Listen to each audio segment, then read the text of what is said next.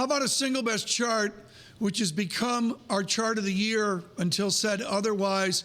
It's real simple. The current account deficit of the United Kingdom is interesting in white.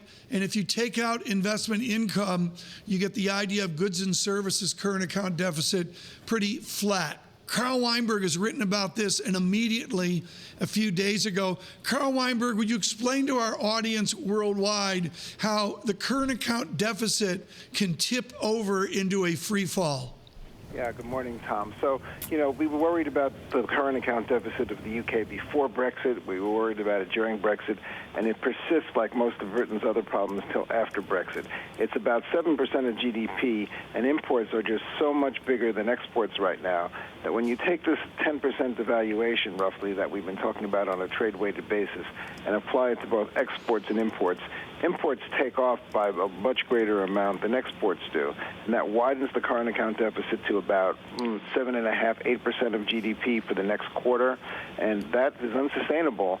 Capital flows are going to be hard to attract with the current turmoil, with the separation from Europe and so forth, and the government turmoil.